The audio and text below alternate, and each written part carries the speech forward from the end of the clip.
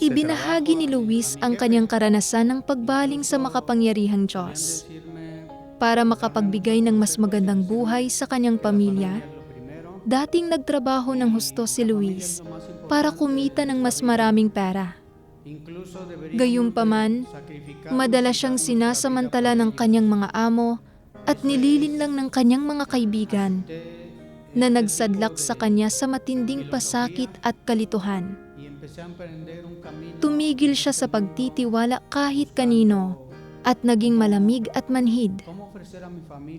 Sinimulan niyang hayaan ang sarili na magpadala sa agos, gumagamit ng mga kasinungalingan para protektahan ang sarili.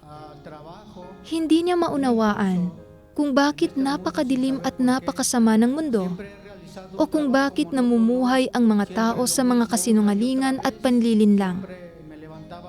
Ginusto niyang makakuha ng mga kasagutan at hinangad na matakasan ang kanyang kagipitan.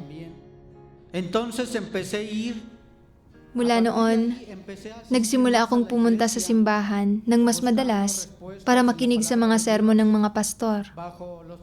Inakala ko na sa mas madalas na pagsisimba, makakalaya ako mula sa mga kasinungalingan, kasalanan, at panlilinlang. Pero nakita kong ang mga tao roon ay namumuhay rin sa kasalanan, nagsisinungaling at nanlilinlang din.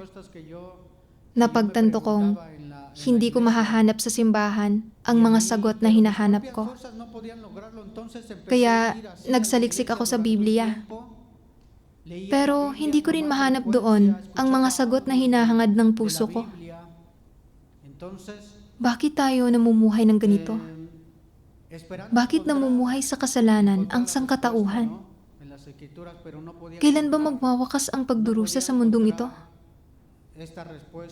Lahat ng bagay na dumurog sa puso ko ay naging dahilan para magsawa ako sa mundong ito. Pakiramdam ko ay sinaid ng buhay ang lahat ng lakas ko. Ayoko nang patuloy na mamuhay ng ganoon. Pagod na pagod ako at puno ng pighati. Wala akong mahanap na lugar kung saan makapagpapahinga ang kaluluwa ko at makararamdam ng kapayapaan at kaginhawahan. Puno ng sakit at pagkasira ng loob ang puso ko hanggang sa punto na nawalan na ako ng ganang mabuhay. Araw-araw, namuhay ako na para bang patay na ako.